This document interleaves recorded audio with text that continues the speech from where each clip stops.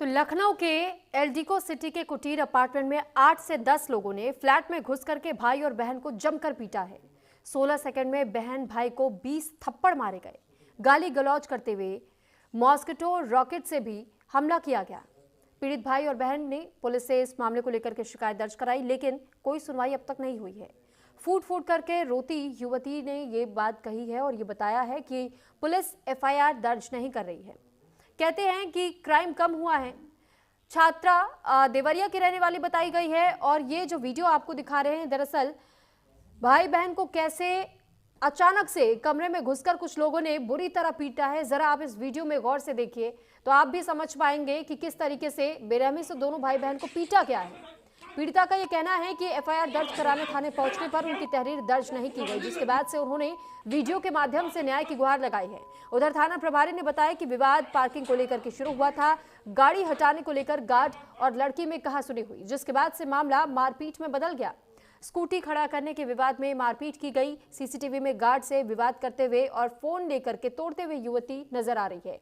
तो इसमें दो एंगल्स नजर आए हैं। पहले में आपने देखा कि कैसे इन दोनों भाई बहनों की ओर से कहा गया है कि पुलिस ने इस मामले में कोई एफआईआर दर्ज की ही नहीं है, क्योंकि उनके साथ अत्याचार हुआ है, उनके साथ बदसलूकी की गई, उन्हें मारा पीटा गया। लेकिन दूसरा एक सीसीटीवी फुटेज सामने आता है जिसमें बताया जाता है कि पार्किंग को लेकर के गार्ड के साथ में पहले तो इस महिला की गार्ड के साथ विवाद होता है और उसका फोन उसके हाथ से छीन करके, यानी गार्ड का फोन ये महिला छीन करके तोड़ देती है। सालू चौरसिया है और मैं IIM तिराहा एलडीको सिटी में रहती हूँ, कुटीर अपार्टमेंट में। वहाँ का अध्यक्ष जो है मेरे साथ मारपीट करा था, छिड़कानी करा था और मेरा फोन जबरदस्ती छीन करके ले गया था। मैं 4 दिन से मड़ियाव थाने का चक्कर लगा रही हूँ और ये लोग एफआईआर नहीं दर्ज कर रहे हैं। और क्यों नहीं दर्ज कर रहे हैं मेरे को रीजन भी नहीं बता रहे। और मैं 4 दिन से अपने रूम पे भी नहीं जा रही हूँ, बाहर अपने दोस्त के वहाँ अपने भाई के साथ रुकी हुई हो। यही है यूपी पुलिस की सच्चाई। और यही लोग कहते हैं कि क्राइम कम हो गया है, यहाँ का एफआईआर ही नहीं दर्ज करते और फिर कहते हैं कि क्राइम कम हो गया है। और बेटी बचाओ और पता नहीं क्या क्या बेटियों का नारा ये लोग देते रहते हैं लड़कियों के नाम पे। तो कन्नौज में लव जिहाद के आरोपी इमरान को एनकाउंटर में पुलिस ने गोली मार दी। पैर में गोली लगते ही वो गिर पड़ी और पुलिस वाले उसे कंधे पर लाद करके गाड़ी तक ले गए। इमरान पर आरोप है कि उसने हिंदू छात्रा को जबरदस्ती बुर्का पहना करके फोटो वायरल की। आरोपी इमरान युवती का धर्म परिवर्तन कर शादी करने का दबाव बना रहा था। परिजनों को बताने पर जान से मारने की धमकी तक देने लगा। जानकारी के अनुसार तापुर निवासी आरोपी इमरान पर आरोप यह है कि उसने इंटरमीडिएट की छात्रा को हिजाब पहनाकर उसके साथ खींची गई फोटो को सोशल मीडिया पर वायरल कर दिया। उसने फोटो के साथ आपत्तिजनक कैप्शन हैप्पी वेडिंग एनिवर्सरी भी लिखा हुआ था और इसके बाद पुलिस ने उसका हाफ एनकाउंटर किया है।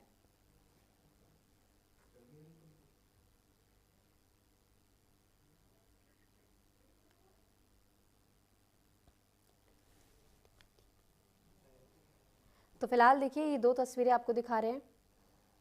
अब ये उस दौरान की तस्वीर है जब सोशल मीडिया पर इस फोटो को साझा किया गया था इस शख्स की ओर से, और दूसरी तरफ वो वीडियो हम आपको दिखा रहे हैं जब पुलिस ने इस शख्स का एनकाउंटर किया और उसके बाद से घायल अवस्था में उसे नज़दीकी अस्पताल ले जाया गया, इलाज उसका करवाया गया। बताया जा रहा है कि पूरा मामला ताहपुर का बताया जा रहा है और ये भी कहा गया है कि किस तरीके से इस युवक ने पहले तो इस महिला को हिजाब पहनाया और उसके बाद से उसने इसकी फोटो खींच करके एनिवर्सरी तक विश की है, वो भी सोशल मीडिया पर। आरोप ये लगा है इस शख्स पर क्योंकि इस शख्स का नाम इमरान बताया जा रहा है और उसने एक हिंदू छात्रा को जबरदस्ती बुर्का पहना करके फोटो वायरल कर दी सोशल मीडिया पर। आरोपी इमरान युवती का धर्म परिवर्तन कर शादी करने का दबाव भी बना रहा था, जबकि युवती अपना राजीनामा पूरी तरह नहीं दे रही थी, यानी कि वो तैयार ही नहीं थी, लेकिन जबरदस्ती उसके साथ पहले तो उसने उसे जबरन बुर्का पहनाया और उसके बाद से सोशल मीडिया पर एक तस्वीर वायरल कर दी एनिवर्सरी विश करते हुए। तो परिजनों को बताने पर ही जान से मारने की धमकी तक इस इमरान नाम के शख्स ने इस युवती को दी, जिसके बाद जब ये मामला पुलिस तक पहुंचा, जानकारी के अनुसार ताहपुर निवासी आरोपी इमरान पर आरोप यह है कि उसने इंटरमीडिएट की छात्रा को हिजाब पहनाकर उसके साथ खींची गई फोटो को सोशल मीडिया पर पोस्ट किया। ने अपनी नाबालिग पुत्री को बहला फुसला के भगा ले जाने और उसके साथ बुर्का पहना करके फोटो खिंचवाने और मना करने पर जान से मारने की धमकी देने के संबंध में प्रार्थना पत्र दिया था, जिसमें थाना तालग्राम में सुसंगत धाराओं में अभियोग पंजीकृत किया गया था। इसी क्रम में पीड़िता का बयान भी लिया गया था, जिसमें उस लड़की ने बताया था कि उसको जबरदस्ती मोटरसाइकिल में बैठा करके और बुर्का पहना करके फोटो खिंचवाया और धर्म परिवर्तन कर शादी का दबाव बना रहा था। और इसकी गिरफ्तारी के लिए 2 टीमों का गठन किया गया था, जिसमें आज पुलिस को सूचना मिली थी कि ये ताहपुर के पास एक भट्टे के पास मौजूद है, जिसमें पुलिस ने इसकी इमरान की घेराबंदी की और जैसे ही पुलिस को घिरता देख करके इसने पुलिस पार्टी पर फायरिंग करने लगा। पुलिस ने आत्मरक्षार्थ जवाबी फायरिंग की, जिसमें इसके पैर में गोली लगी है और ये घायल दशा में पकड़ा गया। इधर सिद्धार्थनगर में भाजपा के पूर्व विधायक राघवेंद्र प्रताप सिंह ने विवादित बयान दिया है। उन्होंने एक जनसभा में कहा कि अगर मुस्लिम लड़के 2 हिंदू लड़की को ले जाता है और मुस्लिम बनाते हैं तो तुम 10 मुसलमान लड़कियों को लेकर के जाओ, शादी विवाह का पूरा खर्चा हम करेंगे, नौकरी भी दिलवाएंगे, डरने की जरूरत नहीं है। ये वीडियो 16 अक्टूबर को बताया जा रहा है और वीडियो सोशल मीडिया पर भी अब तेजी से वायरल हो रहा है।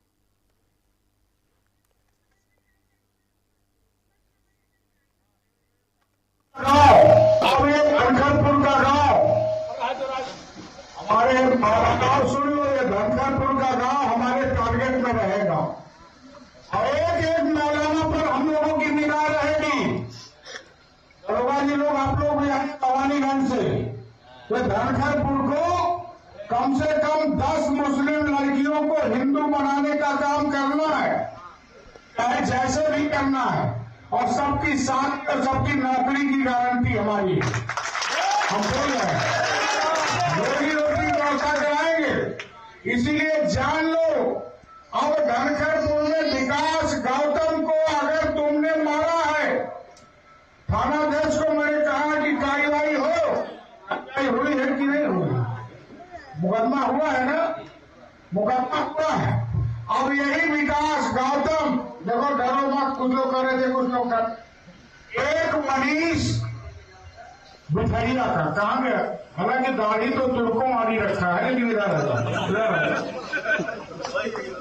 बिथरिया में सैयदा खातून वहीं की रहने वाली है जो विधायक है आपकी। उस गांव में पहले भाजपा को 36-38 वोट मिलता था। ये दुबला पतला लड़का जब जागरूक हुआ, अकेले भगवा पताका लेकर के रखना शुरू किया। देखो एक चीज बता दें,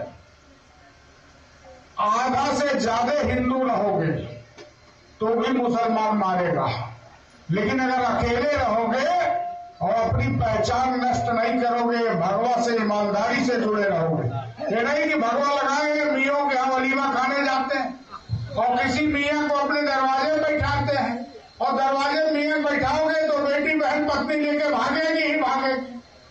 वो जब अपनी बहन को बहन नहीं मानता, निकाह कर लेता है, तो तुम्हारी बहन को मानेगा क्या?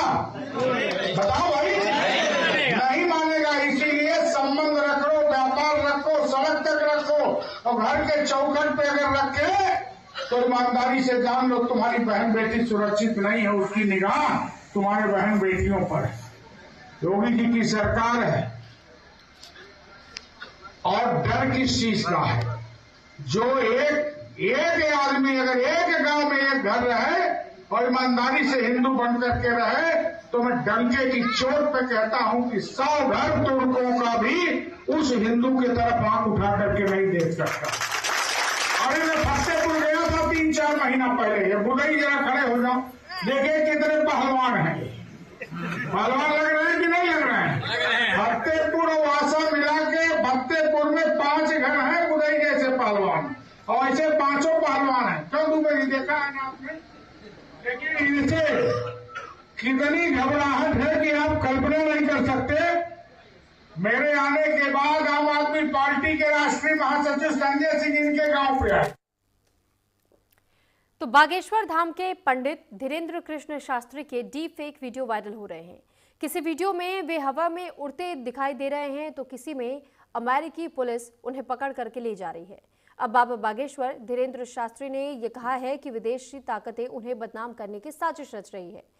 विदेशी आईटी टीमें पीछे लगी हुई हैं और बदनाम करना चाहती है।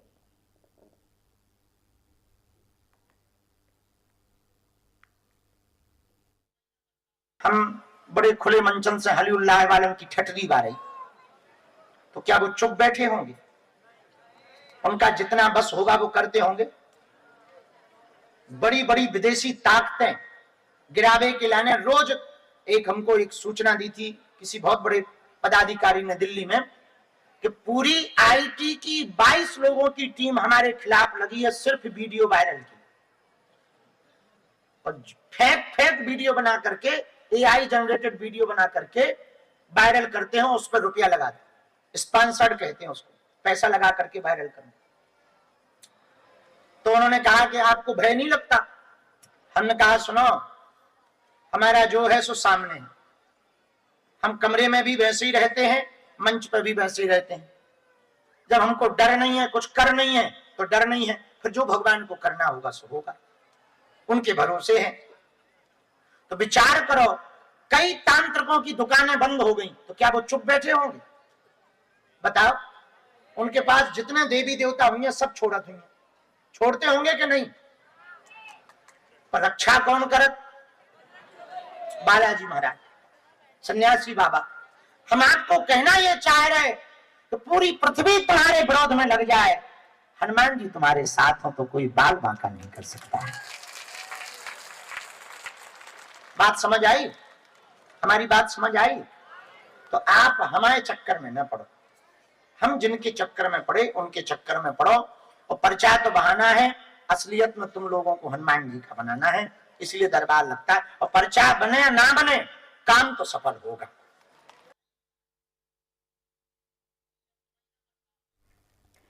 सऊदी अरब ने 2034